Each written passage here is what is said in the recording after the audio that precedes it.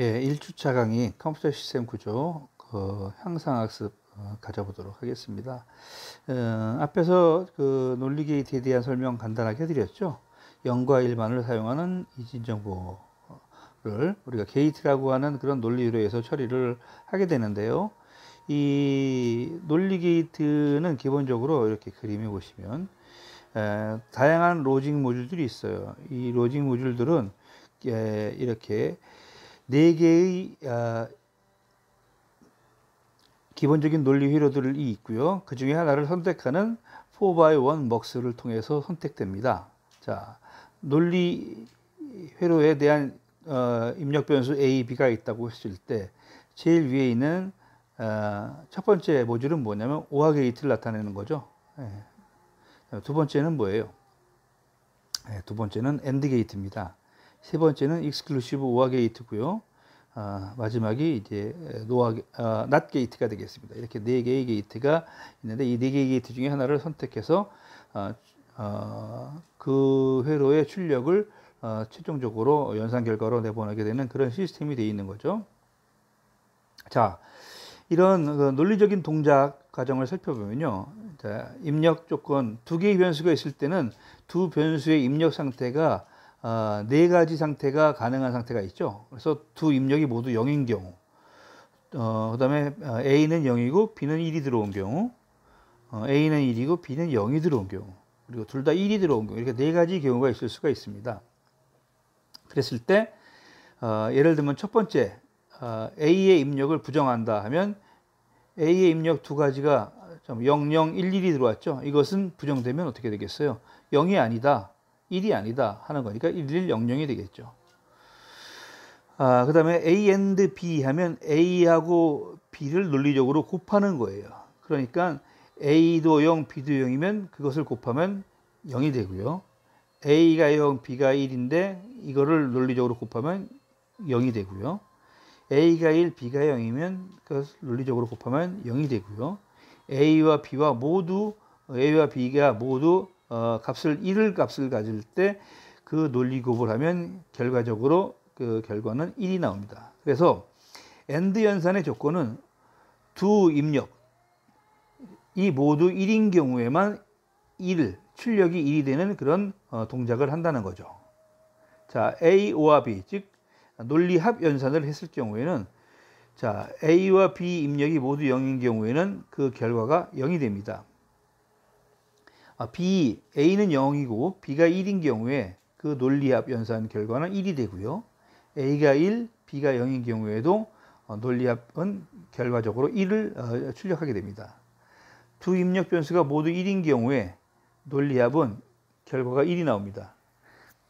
그래서 여러분 진리표에서 보시면 아시는 바와 같이 A와 B가 오화 연산을 하면 둘 다 0인 경우에만 그 출력이 0이 나오고 둘 중 하나만 1이 있어도 출력은 1이 나오는 그런 연산 결과를 내놓는다는 것을 알 수가 있어요. 자, 그 다음에 A 익스클루시브와 B, 즉 이 익스클루시브와 B, 익스클루시브 오화 연산은 우리가 베타적 오화라고 합니다. 즉 베타라니까 서로 다를 경우에 그 출력을 1을 갖는 연산을 의미해요. 그러니까 A와 B의 입력 조합이 4가지 중에 둘이 서로 다른 경우에가 어떤 경우예요? A가 0이고 B가 1인 경우 서로 다르죠. A가 1이고 B가 0인 경우 서로 다르죠. 이 경우에만 진리표에 보시면 그 출력이 1이 나온다는 것을 여러분 아실 수가 있어요. 익스클루시브 오화 연산은 이와 같은 특징을 갖습니다. 자, 입력 변수가 2개인 경우로 이렇게 설명을 드렸어요. 입력 변수가 3개인 경우에는 어떻게 될까요? 자, 3개인 경우 A and B 연산은 앞에서와 마찬가지로 세 입력 조건이 모두 1인 경우에만 그 출력이 1이 나옵니다. 자, A와 B. 자, A와 B가 아니라 A와 B와 C 이렇게 입력 변수가 3개인 경우에 어떻게 되겠어요? 네, 세 입력 변수 중에 어느 한 가지만 1이 나와도 그 연산 결과는 1이 되죠. 바꿔서 말씀드리면 모든 입력이 0인 경우에만 그 출력이 0이 된다. 이렇게 말씀드릴 수 있겠습니다. 자, 익스클루시브 오화 연산의 입력 변수가 3개인 경우에는 어떻게 되겠습니까? 이때는 입력 변수의 입력값이 1의 개수가 홀수인 경우에만 그 출력이 1이 나와요. 짝수인 경우에는 출력이 0이 나옵니다. 이렇게 정리를 해두시면 여러분 앞으로 논리 게이트 동작을 이해하시는데 아무런 지장이 없을 겁니다. 자, 조금 전에 말씀드린 것을 좀 구체적으로 말씀드리는 거죠. 자, 오화 게이트 하면 기본적으로 입력과 관계없이 출력을 1로 생성할 수 있는데, 왜? 입력 변수 중에 하나를 항상 1로 고정을 시키면 앞에서 설명한 바에 따라서 항상 출력이 1이 나오겠죠.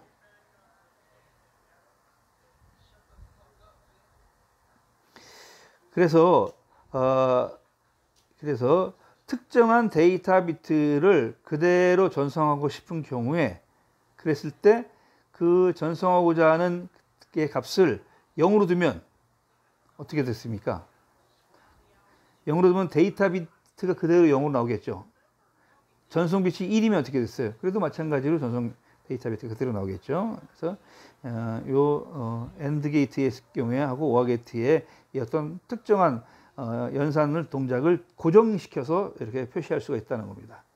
자, NAND 게이트를 살펴보면요. NAND 게이트는 NOT AND예요. 즉, NOT 게이트와 AND 게이트를 결합시킨 그런 게이트입니다. 따라서 AND 연산을 부정하는 그런 효과가 나옵니다. AND 연산을 먼저 하고 그 결과를 NOT으로 부정하는 이런 동작을 하도록 만든 게 NAND 게이트입니다. 기호 표시 잘 보시면 아시겠죠?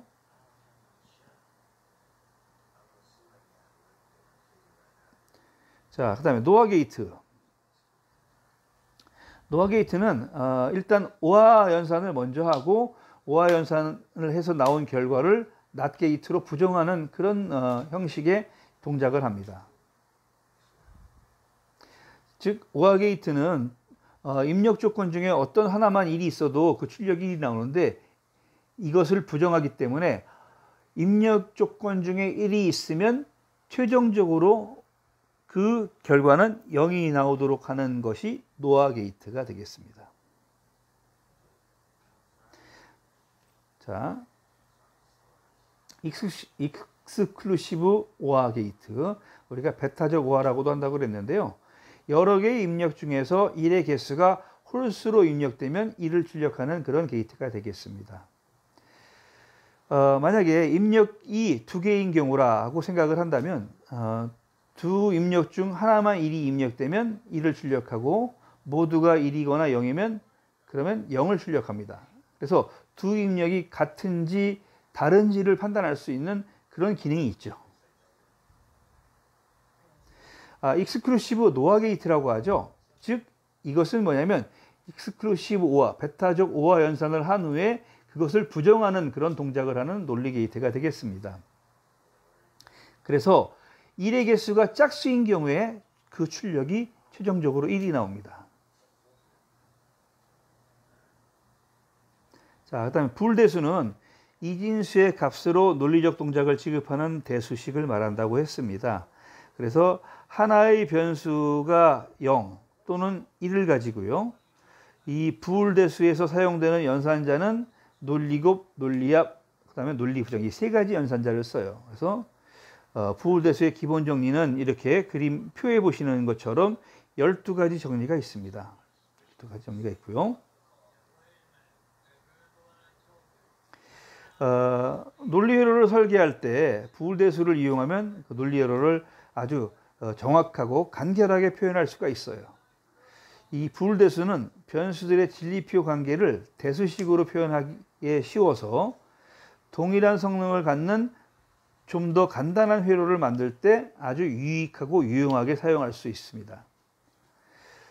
부울대수에도 일반적인 산술식에서 갖는 그런 기본 법칙들이 거의 모두 적용되는데요.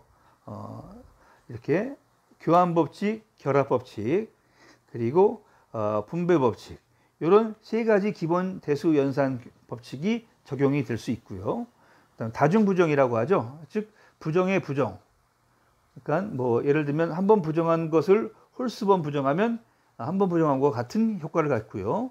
그다음에 두 번 부정하면 이중 부정은 긍정하고 같죠. 그래서 이중 부정에 4이중 부정, 2이중 부정하면 결국 긍정한 것과 같은 효과를 가져오게 됩니다.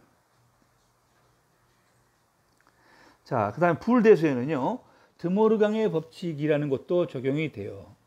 그래서 이 드모르강의 법칙은 여러 논리 변수의 논리합 전체를 부정을 하면 그것은 원래 논리 변수에 대해서 각각을 부정한 것과 같은, 각각을 부정하고 그 다음에 거기에 논리 곱을 한 것과 같은 효과를 갖는다 하는 거죠.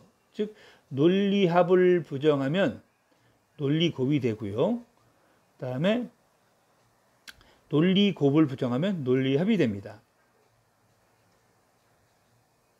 따라서 여러 논리 변수의 논리곱 전체를 부정을 하면 그것은 원래 논리 변수를 각각 부정하고 그 각각 부정한 것을 논리적으로 합한 것과 같다라는 거죠. 자, 그 다음에 부울대수의 표준형 하면 이제 최소항과 최대항 형식으로 표준형을 만들 수가 있는데요. 일반적으로는 최소항을 이용해서 논리 부울대수를 작성을 하죠. 여기서 최소항이라는 것은 변수들이 AND 결합으로, 즉 논리 곱의 형식으로 결합된 것을 말합니다.